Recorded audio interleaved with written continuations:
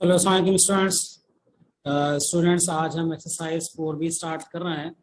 Exercise 4B है evaluate each of the following. देखिए इसमें कुछ 4B एक्सरसाइज स्टार्ट करने से पहले जो प्रॉपर्टीज हमने एक्सरसाइज 4B में पढ़नी है वो मैं आपको थोड़ा सा पढ़ा दूं इसके बारे में।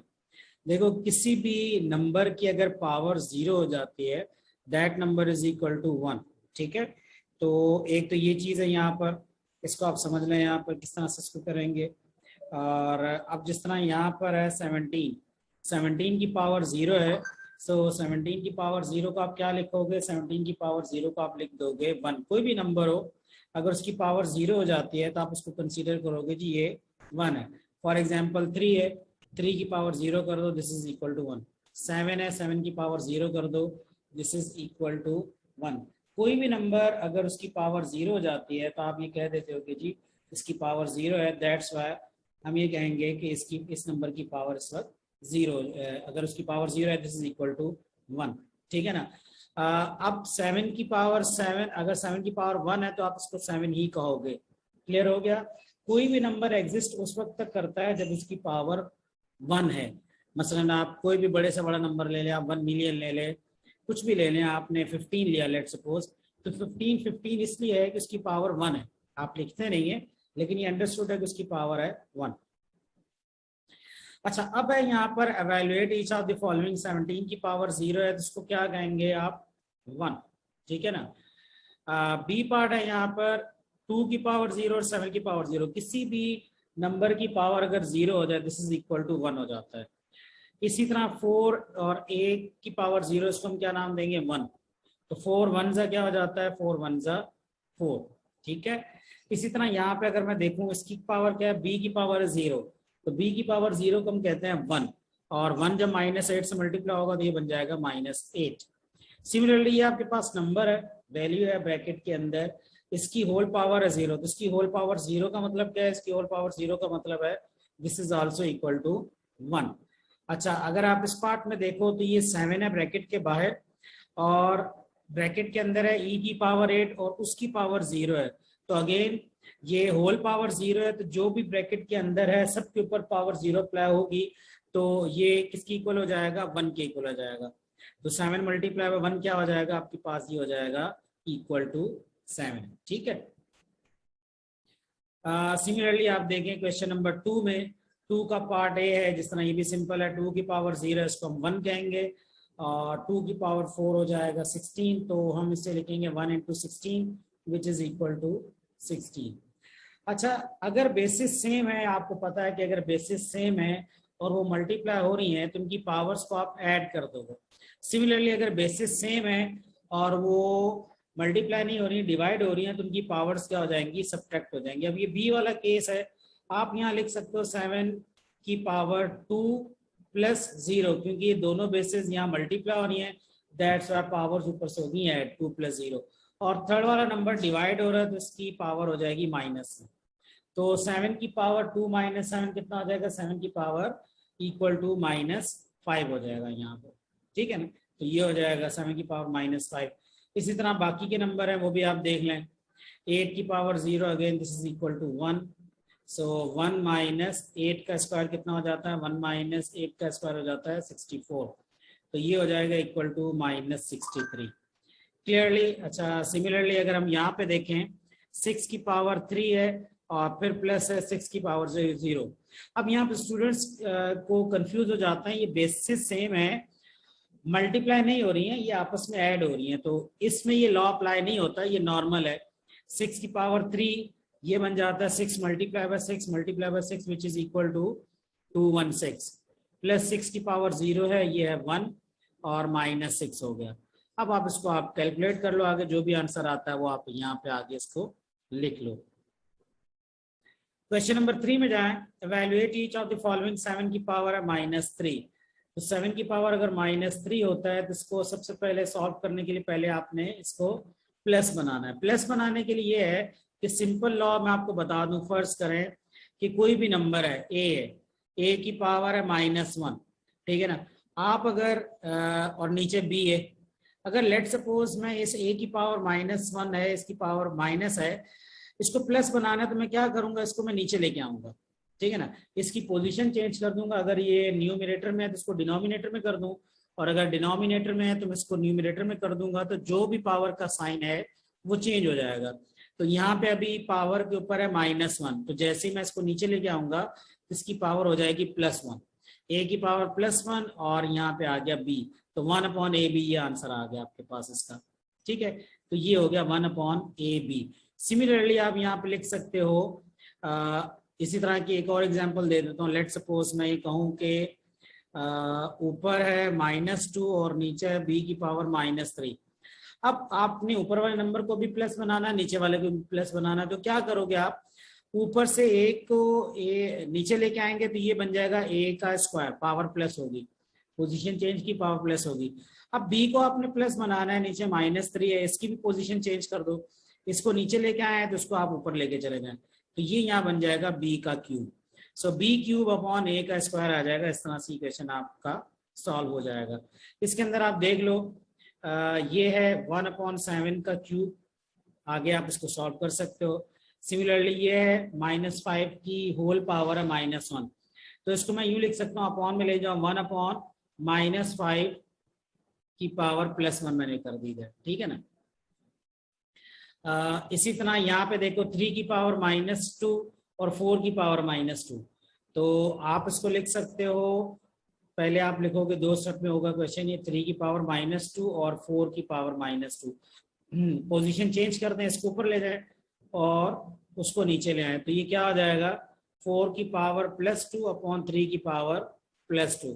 अब आगे आप इसको सॉल्व कर लें, 4 की पावर 2 का मतलब है 16 और 3 स्क्वायर का मतलब हो जाएगा 9, मीन 16/9। सेम इसी तरह डी पार्ट भी होगा, 5 की पावर -1 और 3 की पावर -1, तो हम इसको लिखेंगे 3 की पावर 1/5 की पावर 1 और 3/5 ही इसका आंसर हो जाएगा, ये आ जाएगा। क्वेश्चन नंबर 4 देख लें आप। क्वेश्चन नंबर 4 में क्या है, तो ये पहले मैं इसको रब कर दूं, देखें, क्योंकि बहुत सिंपल से ये क्वेश्चंस हैं, एक स्टेप के हैं, तो मैं इसलिए यहीं पे इनको कर रहा हूँ ताकि इजी रहे आपके लिए। 7 की पावर 2 और होल पावर -2 है, तो मैं इसको यहाँ पे यूं लिख सकता हूँ कि 7 की पावर मैंने कर दिया इसको -4 डिवाइडेड बाय 7 की पावर अगेन -4 है, तो इसको अब आप यूं लिख सकते हो 7 की पावर -4 अपॉन 7 की पावर -4। देखो अब ये नीचे जो जा रहा है ना 7 की पावर -4, ये नीचे जा रहा है because of this division sign, ये डिवीजन साइन है, इस डिवीजन साइन की वजह से ये रेसिप्रोकेट हो गया, आप इसको अपॉन में लेके चले गए तो ये बन गया 7 की पावर -4 अपॉन 7 की पावर -4। ठीक है, अब इसको ऊपर नीचे क्योंकि सेम है, आप इसे कैंसिल कर दें तो आंसर आ जाएगा 1 यहाँ पर। ये हो गया क्वेश्चन नंबर 4 का ए पार्ट। अगर इसी के मैं बी पार्ट की बात करूं तो इसका बी पार्ट इस तरह से होगा, 5 की पावर 0 को आप डायरेक्टली लिख दोगे 1, -5 की पावर -2, उसको प्लस बनाने के लिए आप अपॉन में ले जाओ तो 1/5 का स्क्वायर हो जाएगा। क्लियर हो गया, तो यहाँ पे होगा 1 - 1/5 का स्क्वायर मीन 25 हो गया, तो ये हो जाएगा 1/1। अब यहाँ पे आप इसको एलसीएम ले लें, एलसीएम लेना आता है आपको, 1 और 25 को मल्टीप्लाई करके लिख दिया 25, 1 को आप 25 से मल्टीप्लाई क्रॉस में, और इस 1 को इस 1 से मल्टीप्लाई किया तो ये बन गया 1, सो 25 - 1 बिकम्स 24/25। तो ये हो गया आपके पास इसका बी पार्ट। सही है जी, कॉपी कर ले इसको। इसके बाद मैं करवा रहा हूँ आपको सी पार्ट, देखें मैं रब कर रहा हूँ उसको। देखें इसके बाद सी पार्ट अगर हम देखें तो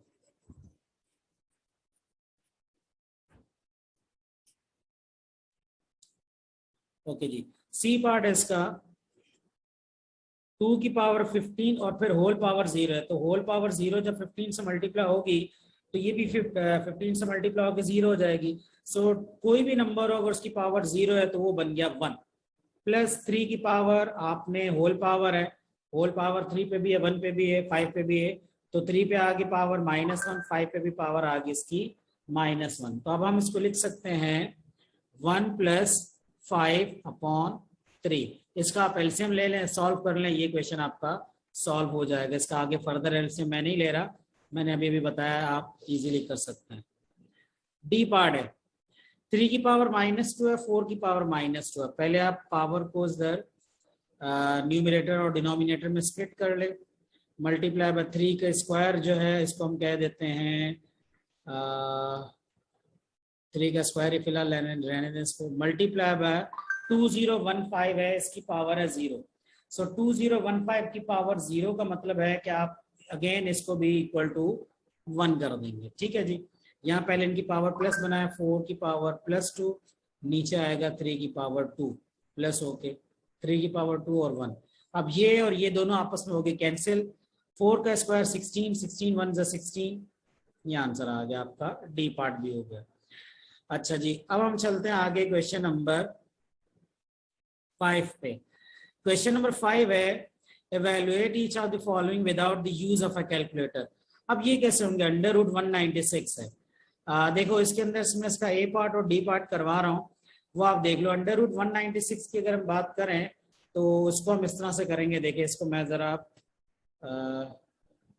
यहाँ करवा रहा हूँ। अंडर रूट 196 देखें, अंडर रूट 196 आप लिखोगे, ये है स्क्वायर रूट, जब इसके ऊपर कुछ भी नहीं है। पहले ये समझ लें, अगर 196 होता और उसके ऊपर छोटा सा 3 लिखा हुआ, इसको हम कहते हैं cube root, this is a cube root.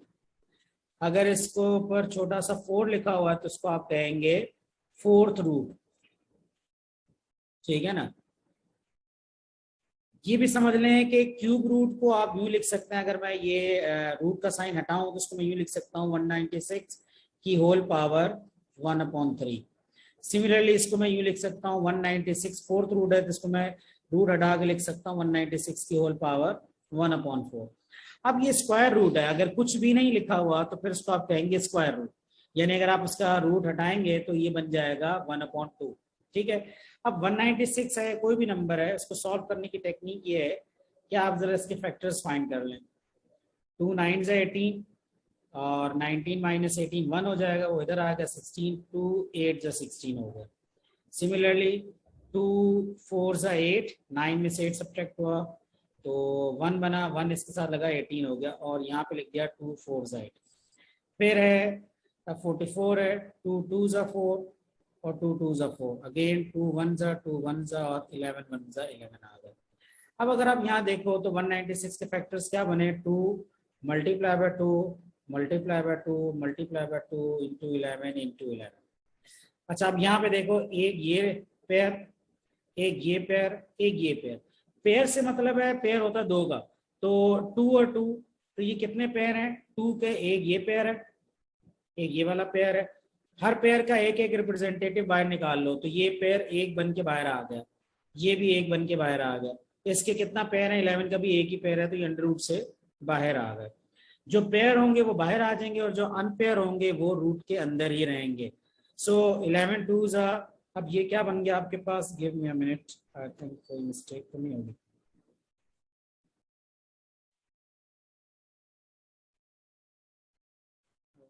To 9 18 2 6 2 4 8, हाँ सॉरी एक मिस्टेक हो गई, 2 4 8 और यहाँ पे 18 था, तो ये 2 9 से 18 हो जाएगा।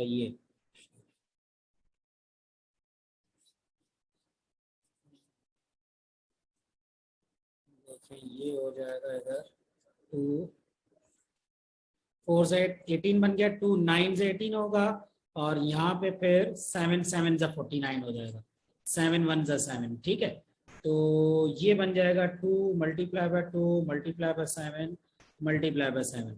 तो हम यहाँ पे लिखेंगे, एक तो आपके पास एक है पेयर 2 का और एक ये पेयर है 7 का, तो एक 2 और एक 7 आ जाएगा। ठीक है ना, तो 2 7 जा बन जाएगा 14।